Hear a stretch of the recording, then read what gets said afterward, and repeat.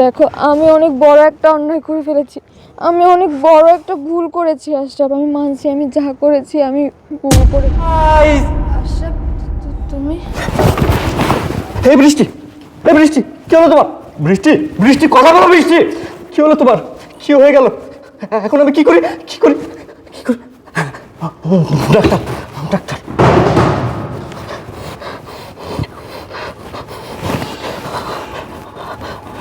Hello, doctor সাহেব।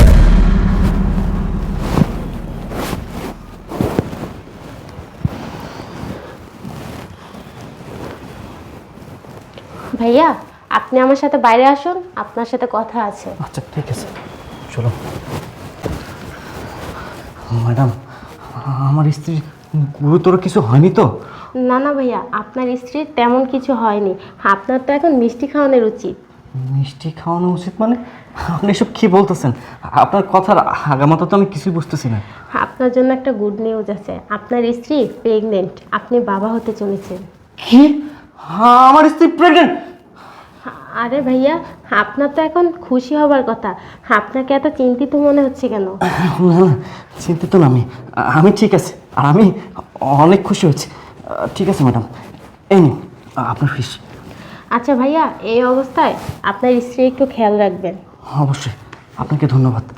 আচ্ছা, কি ব্যাপার? ডাক্তার ম্যাডাম কি বলে গেল? আমার স্ত্রী প্রেগনেন্ট? কিন্তু এটা কিভাবে সম্ভব? আমি তো 4 বছর হলো প্রবাসে থাকি, তাহলে আমার স্ত্রী প্রেগনেন্ট হলো কিভাবে?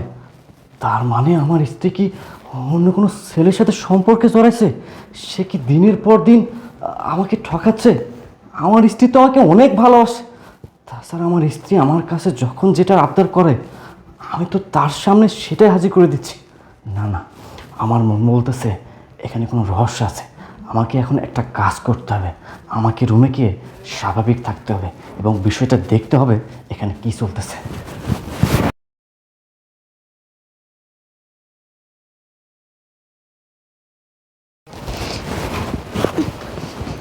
আশরাফ, ডক্টর কি বললো?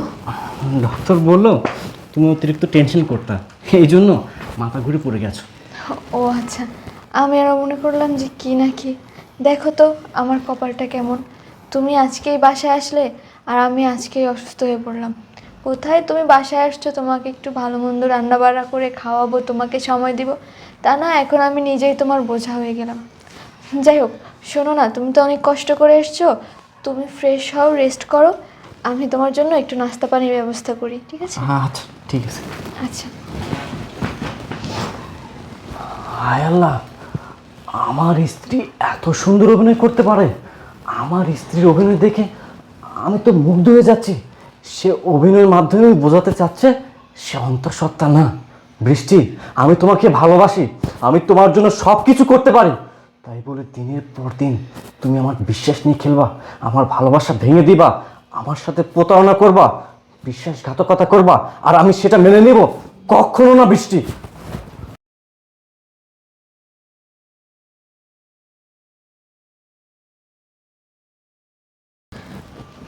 হ্যালো, হ্যাঁ জান, শোনো না, একটা তো বিপদ হয়ে গেছে। আসলে আমার হাজবেন্ড না প্রবাস থেকে দেশে চলে আসছে আজকে সকালে হঠাৎ করেই। এখন আমি কি করব কিছু বুঝতে পারছি না। আর তুমি তো জানো যে আমি প্রেগনেন্ট। এটা যদি কোনোভাবে ওর কানে চলে যায় তাহলে তো আমি শেষ। হ্যাঁ, এখন আমি আমার মাথায় কাজ করতেছে না, আমি কি করব। শোনো না, আমি একটা সিদ্ধান্ত নিয়েছি।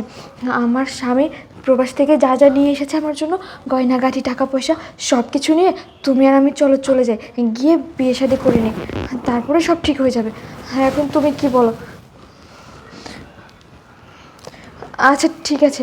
হ্যাঁ আচ্ছা, তাহলে একটা কাজ করো, আজকে বিকেলের ভিতরেই আমরা তাহলে বেরিয়ে পড়ি, কেমন? তুমি বিকেলে ঠিক 5টা বাজে 17 নম্বরের ব্রিজে থেকো, আমি সব কিছু নিয়ে রেডি থাকবো ওখানে। আচ্ছা ঠিক আছে। আচ্ছা, এখন বেশি কথা বলা যাবে না, আমার হাজবেন্ড আছে তো ভিতরে, যে কোনো সময় ধরা পড়ে যেতে পারি, ঠিক আছে? আমি রাখছি, বাই।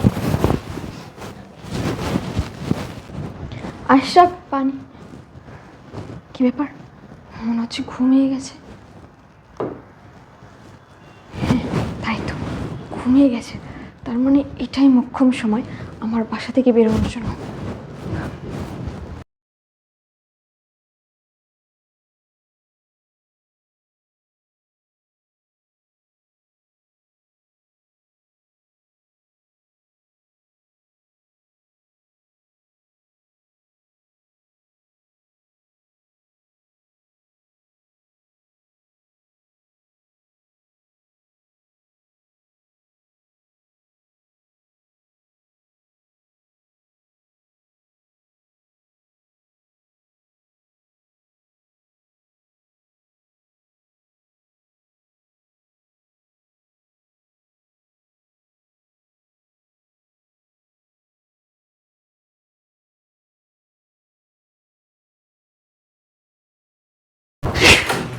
আমি জাস্ট কল্পনা করতে পারতেছি না আমি এতদিন কার সাথে সংসার করছি।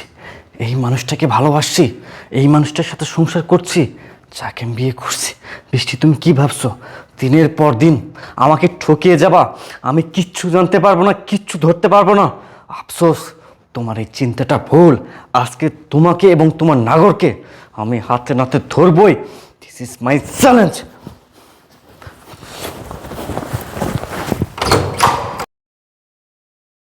আরে তোমার আসতে এতক্ষণ সময় লাগে? কতক্ষণ ধরে তোমার জন্য ওয়েট করতেছি। আরে জান, আর বলো না, বাসায় সব কিছু ম্যানেজ করে বেরোতে বেরোতে একটু লেট হয়ে গেল। যা যা বলেছিলাম সব কিছু আনছো তো? সব কিছু এই ব্যাগে আছে, এগুলো আনতে গিয়েই তো একটু লেট হলো। টাকা পয়সা গহনা সব কিছু ঠিক আছে। আচ্ছা জান শুনো, এখানে তো আমি অনেকক্ষণ ধরে ওয়েট করতেছি, আশেপাশে কোনো রিক্সা পাচ্ছি না। বাস স্ট্যান্ড পর্যন্ত যেতে গেলে তো আমাদের একটা রিক্সা লাগবে নাকি? তুমি এখানে বসো, আমি একটা রিক্সা নিয়ে আসি। আচ্ছা ঠিক আছে, তুমি ব্যাগটা আমার কাছে দিয়ে যাও। আরে না, ব্যাগ তোমার কাছে থাকলে যদি কেউ নিয়ে যায়। ও, আচ্ছা ঠিক আছে, যাও কিন্তু তাড়াতাড়ি এসো। আচ্ছা ঠিক আছে, তুমি বসো। আচ্ছা।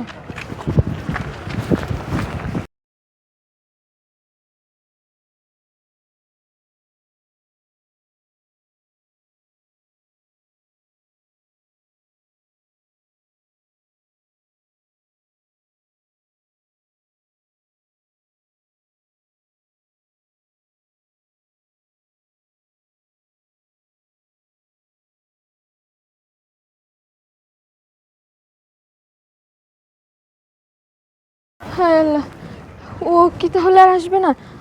না না, ওর ফোনটা কেন বন্ধ? তার মানে কি ও আমাকে ঠকাচ্ছে? ও সত্যি সত্যি কি আসবে না? তুমি যার জন্য ওয়েট করতেছো সে আর কখনোই আসবে না। আশরাফ, তুমি এখানে? হ্যাঁ, আমি এখানে। কেন, আমাকে দেখে অবাক হয়েছো? অবাক হওয়ার কিচ্ছু নাই। না না, মানে তেমন কিছু না, মানে তুমি এখানে বৃষ্টি। কিভাবে? চুপ থাকো তুমি, আমি সব জানি। আমি যখন বাসায় প্রথম আসি তখনই আমি জানতে পারি তুমি আমাকে ছেড়ে অন্য একটা ছেলের সাথে সম্পর্কে জড়াইছো। তুমি যখন তোমার বয়ফ্রেন্ডের সাথে ফোনে কথা বলছিলা সব কিছুই আমি শুনতে পাই। ইভেন তুমি যখন আমার স্বর্ণ অলংকার টাকা পয়সা সব কিছু নিয়ে পালিয়ে আসতেছিলা তখন আমি দেখতে পাই। কিন্তু আমি তখন তোমাকে বাধা দিইনি, তোমাকে আমি কিচ্ছু বলিনি। কেন বলিনি জানো? শুধুমাত্র এই দিনটি দেখানোর জন্য, তোমাকে উপলব্ধি করানোর জন্য। বৃষ্টি, তোমাকে একটা কথা বলি, কোনো বিবাহিত মেয়ের সাথে যদি কোনো ছেলে সম্পর্কে জড়ায় তখন বুঝতে হবে সেখানে কোনো স্বার্থ আছে। শুধুমাত্র স্বার্থ হাসিল করার জন্যই সে ছেলে বিবাহিত মেয়ের সাথে সম্পর্কে জড়ায়। আসলে স্বামীর থেকে বড় আপনজন দুনিয়া তার কেউ হয় না। কি এখন বুঝতে পারলা? আচ্ছা বৃষ্টি, আমি তোমার জন্য কি করি নাই, কি দেই নাই আমি তোমাকে, যে আমার অনুপস্থিতিতে তুমি এমন একটা কাজ করলা? যে মানুষটা তোমাকে সুখী করতে গিয়ে দেশের মায়া ত্যাগ করে প্রবাসের মাটিতে দিনের পর দিন, মাসের পর মাস, বছরের পর বছর হাড় ভাঙা পরিশ্রম করতেছে, সে মানুষটাকে ঠকাতে তোমার বিবেকে এতটুকু বাধ্য না? আমি তোমাকে বিশ্বাস করতাম, ভালোবাসতাম, কিন্তু ভালোবাসার প্রতিদান হিসেবে তুমি যে আমাকে এত বড় উপহার দিবা সেটা আমি আশা করিনি। বৃষ্টি, বৃষ্টি, তুমি সবসময় আমার কাছে একটা জিনিস জানতে জিজ্ঞেস করতে না, প্রবাস জীবন কষ্টের কি না? খেয়াল করে দেখেছ বিয়ের পর থেকে আমি সব সময় তোমাকে একটা কথাই বলতাম, আরে ধুর, প্রবাস জীবন কষ্টের না। সত্যিটা শুনবা, প্রবাস জীবন এতটা কষ্টের। তোমরা যারা দেশে থাকো একটা দিন যদি দেখতা ঘুমাইতে পারতা না জানো। আমাদের টানা 16 ঘন্টা 18 ঘন্টা কাজ করতে হয়, নিজের খাবার নিজের রান্না করে খেতে হয়, তার উপর দিয়ে না কুকুরের মতো ব্যবহার করে আমাদের বস। আমাদের সাথে। এই যে দেখো, এই ব্লেজারটা গতবারও পরে আসছিলাম, তোমার মনে আছে? একই ব্লেজার এবারও পরে আসছি। অনেক কিছু কিনতে ইচ্ছে করে, কিন্তু কিনি না, শুধু কাজ করি, ঘাম জড়াই আর স্বপ্ন দেখি। বৃষ্টি, এই যে এগুলা 100 টাকার নোট, তাই না? তুমি দেখো 100 টাকার নোট, আর আমি দেখি ঘন্টার পর ঘন্টা ঘাম ঝরা এক একটা কষ্ট। তারপরও এত কষ্ট করি কেন জানো? শুধুমাত্র স্বপ্নের জন্য। দিনের পর দিন, মাসের পর মাস, বছরের পর বছর প্রত্যেকটা প্রবাসী এত এত পরিশ্রম করে শুধুমাত্র একটা স্বপ্নের জন্য। টানা 5 বছর 10 বছর প্রবাসের মাটিতে পরিশ্রম করব, তারপর সেই পরিশ্রমের টাকা নিয়ে দেশে আসব। দেশে আসার পর স্ত্রী, সন্তান, মা বাবা নিয়ে সুখে শান্তিতে বসবাস করব, শুধুমাত্র এই একটা স্বপ্নের জন্য। লাখ লাখ কোটি কোটি প্রবাসী পৃথিবীর বিভিন্ন প্রান্তে ছড়িয়ে ছিটিয়ে আছে। জানো বৃষ্টি, প্রত্যেকটা প্রবাসী নিজেদের ইঞ্জিন মনে করে। এই ইঞ্জিনে যতটুকু তেল যাওয়া যায় তারা ততটুকুই পরিশ্রম করে। প্রবাসীরা চাইলেও ভালো মন্দ কিছু খাবার কিনে খায় না, কারণ তারা এটা মনে করে তারা যদি 10 টাকা বাঁচাতে পারে, এই 10 টাকা তাদের পরিবারের কাছে পাঠাতে পারবে।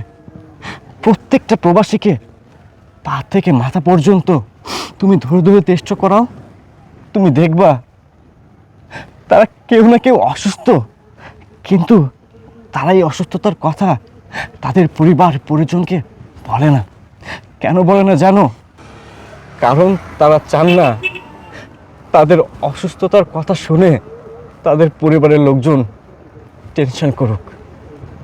আমিও না অসুস্থ, কিন্তু তোমাকে বলিনি, কারণ আমি জানতাম আমি যদি তোমাকে আমার অসুস্থতার কথা বলি তুমি তো টেনশন করবা। আমি তোমাকে টেনশন দিতে চাইনি, কারণ আমি তোমাকে ভালোবাসি। আমি আমার জীবনের চাইতে তোমাকে বেশি ভালোবাসি। বৃষ্টি, আমিও না ওই প্রবাসীর দলে যারা ওরকম স্বপ্ন দেখে টানা 5 বছর 10 বছর প্রবাসের মাটিতে হাড় ভাঙা পরিশ্রম করে সেই পরিশ্রমের টাকা নিয়ে এসে দেশে সুখে শান্তিতে বসবাস করবে। কিন্তু আমার স্বপ্নগুলো তুমি ভেঙে দিছো, পুরোপুরি ভেঙে দিছো। বৃষ্টি, আজকে আমার ভীষণ কষ্ট হচ্ছে এই ভেবে যে মানুষটার জন্য আমি আমার এই 2 হাত দিয়ে অক্লান্ত পরিশ্রম করতেছি প্রবাসের মাটিতে, সেই মানুষটাই কিনা আমাকে ছেড়ে অন্য একটা ছেলের সাথে সম্পর্কে জড়াইছে। ইভেন আমার স্বর্ণ অলংকার টাকা পয়সা সব কিছু নিয়ে পালিয়ে যাচ্ছে সেই ছেলের সাথে। অথচ দেখো আমি কতটা বোকা, তোমাকে বিশ্বাস করে গেছি, দিনের পর দিন ভালোবেসে গেছি, আর তার প্রতিদান হিসেবে আজকে এত বড় একটা উপহার পেলাম। বৃষ্টি, তুমি আমাকে বলে দিতে পারতে তোমার লাইফে আমার কোনো অস্তিত্ব নেই, আমি এমনিতেই সরে দাঁড়াতাম। এত বড় ছলনা, এত বড় প্রতারণা তুমি আমার সাথে না করলেও পারতে। বৃষ্টি, এই যে দেখো আমার বুকের ভিতর, এখানে শুধু তোমারই স্থান, এখানে আর কারো জায়গা নেই। এখানে শুধু একটা নামই উচ্চারিত হয়, বৃষ্টি বৃষ্টি বৃষ্টি। আমি তোমাকে অনেক ভালোবাসি বৃষ্টি, তুমি তা বুঝতে পারনি। কেন করলে এমন কাজ? এমন কাজ করার আগে তুমি একটাবারের জন্য ভাবোনি আমার কি হবে? আরে তুমি ছাড়া এই দুনিয়াতে আমার তো আপনজন বলতে আর কেউ নাই। এত বড় বেইমানি তুমি আমার সাথে না করলেও পারতে, না করলেও পারতে। আশরাফ, দেখো তুমি এভাবে বলো না প্লিজ। আমি আমার ভুলটা বুঝতে পেরেছি। আশরাফ, দেখো আমি অনেক বড় একটা অন্যায় করে ফেলেছি, আমি অনেক বড় একটা ভুল করেছি। আশরাফ, আমি মানছি আমি যা করেছি আমি ভুল করেছি।